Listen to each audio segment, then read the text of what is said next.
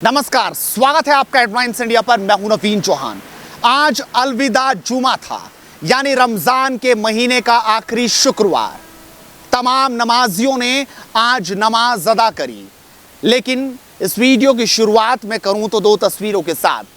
उत्तर प्रदेश में पहले से तैयारी थी कि सड़क पर नमाज नहीं होगी। एडवाइजरी जारी हुई, मौलानाओं ने, मौलवी ने इसको सराहा, लोगों को अपील की और असर ये रहा कि उत्तर प्रदेश में 75 ज़िलों में हज़ारों संख्या में लाखों लोगों ने नमाज अदा की।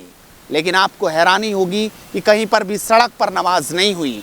नमाज अगर अदा की गई तो सिर्फ अपने धार्मिक स्थल पे, यानी कि मस्जिदों में, अपने घरों में और जो अपनी जगहें हैं वहीं पर नमाज को किया गया।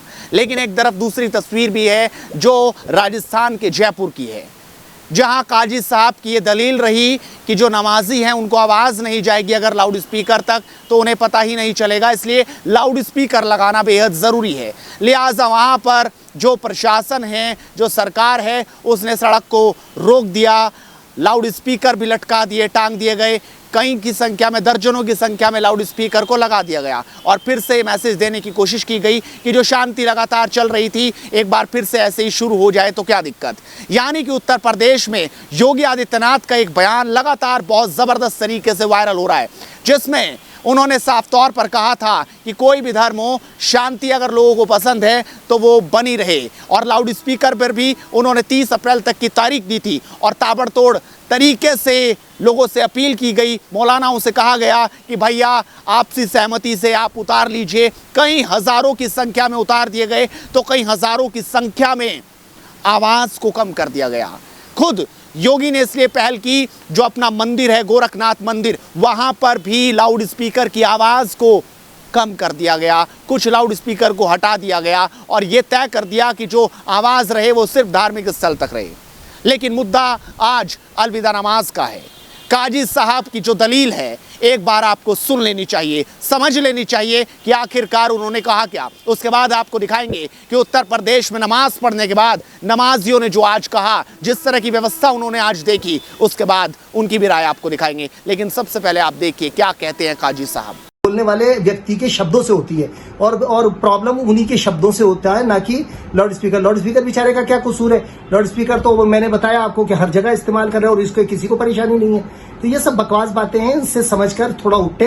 राजस्थान के अंदर हमेशा बीजेपी गवर्नमेंट के जमाने में भी ये नमाज हुई, बीजेपी ने हमेशा सपोर्ट किया। बीजेपी के विचारधारा इतने गंदे नहीं थे कि वो ये कहे कि आप यहाँ लाउड स्पीकर मत लगने दीजिए, ये मत करने दीजिए।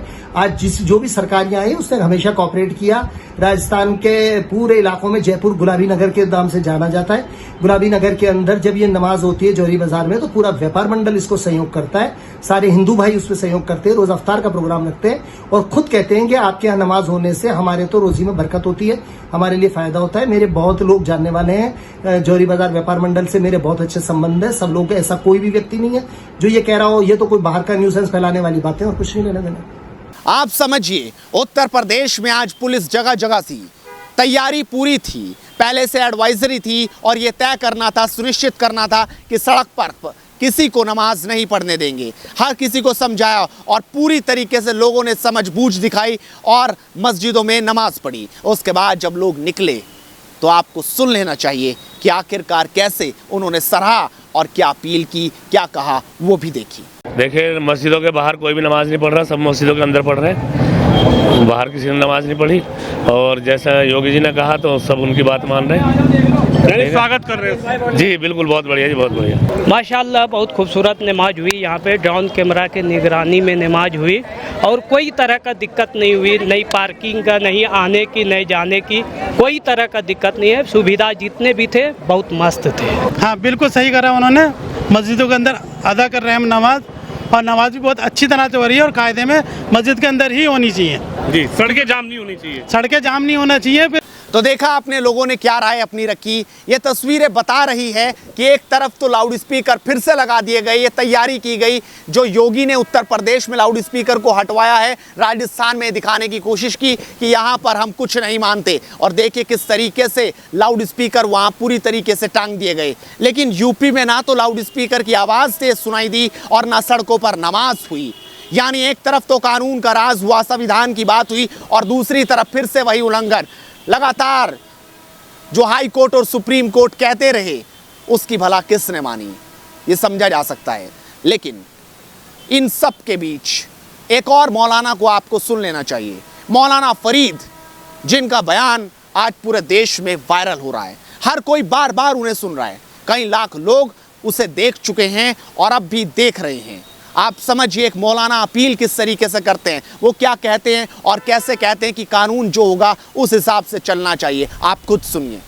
लेकिन उत्तर प्रदेश के अंदर योगी जी ने जब ये गाइडलाइन जारी की तो यहाँ के प्रशासन ने जब बताया कि इस तरह की गाइडलाइन आई है तो उसके बाद प्रशासन से हमने कहा ठीक है, कोई बात नहीं है, गाइडलाइन आई है, अच्छी बात है, किसी को कोई तकलीफ़ किसी भी तरह नहीं पहुँचे।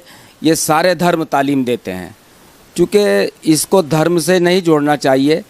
धर्म तो कोई भी धर्म हो, सारे धर्म अमन, शांति और सच्चाई का रास्ता दिखाते हैं। फितना, फसाद, कत्ल, गारतगिरी, जुल्म, नाइंसाफ़ी से रोकते हैं, अगर हम धर्म की बात करें तो समझा जा सकता है कि वक्त अब बदल चुका है। उत्तर प्रदेश में फिर से आई योगी सरकार ने बता दिया कि राज तो सिर्फ कानून का रहेगा। लेकिन उनका वो बयान भी आपको सुन लेना चाहिए जिसमें उन्होंने साफ लहजे में कहा था अंदर मीटिंग में, वो भी सुनिए।